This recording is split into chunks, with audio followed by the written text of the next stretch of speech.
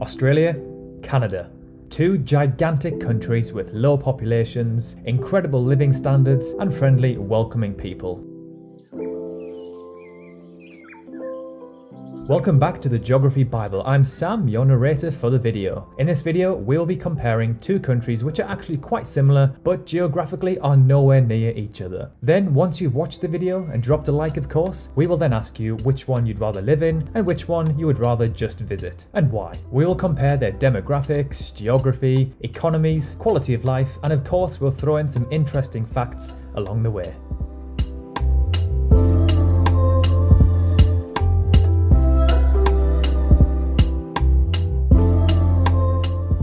So let's begin by looking at their key demographics, starting off with their populations. So out of the two, Canada is more populated, with around 37.7 million people, making them the 39th most populous nation on Earth, behind Poland and above Morocco. Fun fact, there are more people living in Greater Tokyo than there are in the entirety of Canada. Think about that. A city in the world has a higher population than the second biggest country on the planet. Wow. Australia is the 55th most populated country in the world, with roughly 25.5 million people, putting them above Niger and below North Korea. Now that we know their populations, let's look at their population densities. This one is incredibly close and mind-blowing. So with 3.92 people per kilometre squared, Canada is technically more densely populated, making them the 8th lowest densely populated country in the world. Then we have Australia, with 3 people per kilometre squared, making them the 5th lowest densely populated country in the world. Again, this next one is unbelievably close. Their life expectancy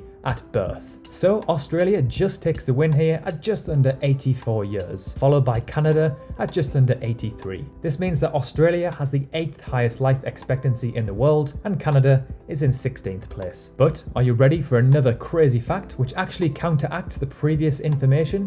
Which country in the world do you think has the highest cancer rates? I'll give you a clue. It's a country with lots of sun and generally quite a pale skin population.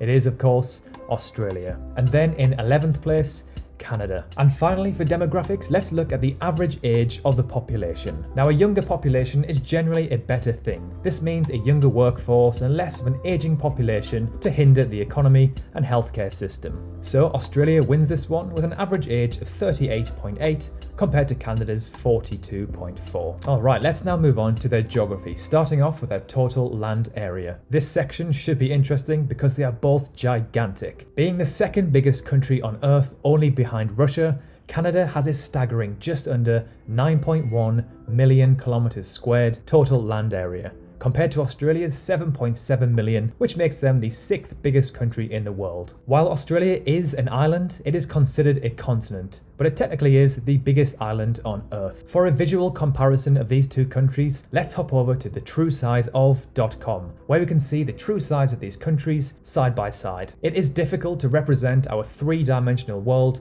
on a 2-dimensional map, so this website allows us to see how big each country actually is in relation to each other. So by grabbing both of these countries and putting them on the equator, we can see their actual sizes side by side. So yes, Canada is obviously massive, but its proportions are incorrectly displayed on a traditional map. Let's now take a look at what percentage of these countries' landmass is covered in forests and also how much coastline they have. With 16.2%, 39% of which is in Queensland, of the country being covered in forest, Australia has significantly less than Canada at 34%. So more than a third of Canada's total size is actually forests. Canada actually has the 3rd most forest by area in the world, and Australia has the 6th. Okay, so before we reveal this one, out of the two, which one do you think has the most coastline? This country also has the most coastline out of any country on Earth. So if you said Australia, you're wrong, unfortunately. So with 202,000 kilometers, Canada has by far the most coastline in the world, followed by Australia, which is in 7th place with a measly 25.7k kilometers. Now, to my surprise, Norway actually has the 2nd most coastline in the world. Alright, so let's move on to the economy and some financial statistics for these two countries. Again, this is another one which is neck and neck. The resemblance for these two countries is uncanny. So let's begin by looking looking at their total GDP. The GDP can be calculated by adding up all of the money spent by consumers, businesses, and government in a given period. So with 1.3 trillion US dollars, Australia has the 13th biggest economy in the world, which is actually very impressive considering their population is only 25.5 million. This puts them above Spain and below South Korea. Then, with 1.65 trillion, Canada is the 10th biggest economy in the world, behind Italy and above Russia. However, Canada's economy is actually growing faster at just over 3%, and Australia just under 2%. Now that we know their GDP, we can calculate their GDP per capita by dividing their total GDP by their population.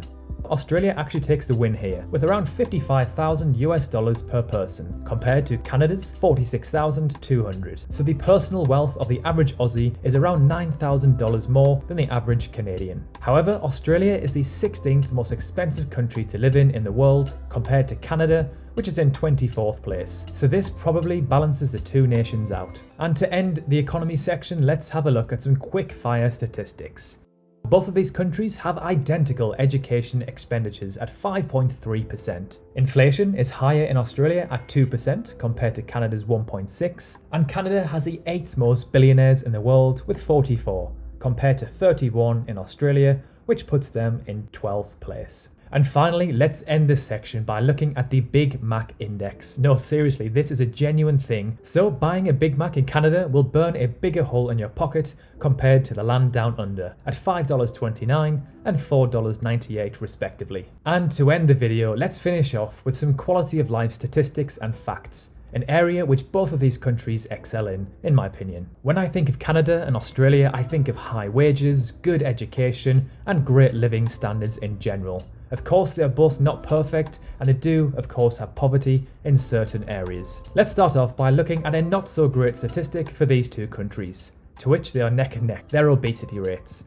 They pretty much have the same percentage of their adult population classed as obese, at a roughly 29%. This comes to no surprise as both of these countries indulge in a 21st century Western diet, and Aussies sure do love their meat, beer, and barbecues. Australia has more physicians and hospital beds per 1,000 people, with 3.8 and 3.59 respectively. When it comes to school life expectancy, Australia is ranked as the number 1 in the world. The school life expectancy, or the SLE, is the total number of years of schooling, this is primary to tertiary, that a child can expect to receive. So with a staggering 23 years, Australia takes the win here. Canada sits in equal 7th place, with many other countries at 17 years, which is still very impressive. Australia just misses out on the top 10 happiest countries in the world in 12th place, which coincidentally sits behind Canada in 11th place. When it comes to the Global Peace Index, Canada ranks as the 6th most peaceful country on Earth, compared to Australia in 13th place. However, when it comes to corruption, Australia does make the top 10 compared to Canada, who are in 16th place. And finally, the last one, let's compare their military strength ranking. And to no surprise, these two countries are neck and neck again, with Australia having the 19th strongest military in the world compared to Canada, who are in 21st place. So now it's your turn. Let us know in the comments below which one you would live in and which one you would just visit and why. We can't wait to read your comments. And while you're there, let us know which cities or countries we should do next. Personally, I would live in Australia because I'm a summer baby who loves the ocean, and I'd visit Canada for sure. It's another dream destination for me that I hope to visit soon. So thank you so much for watching. If you enjoyed the video or you learned something new, a like would be much appreciated. And if you love this sort of content, consider dropping a sub. We've got plenty more to come. Thanks again for watching, and we'll see you in the next one.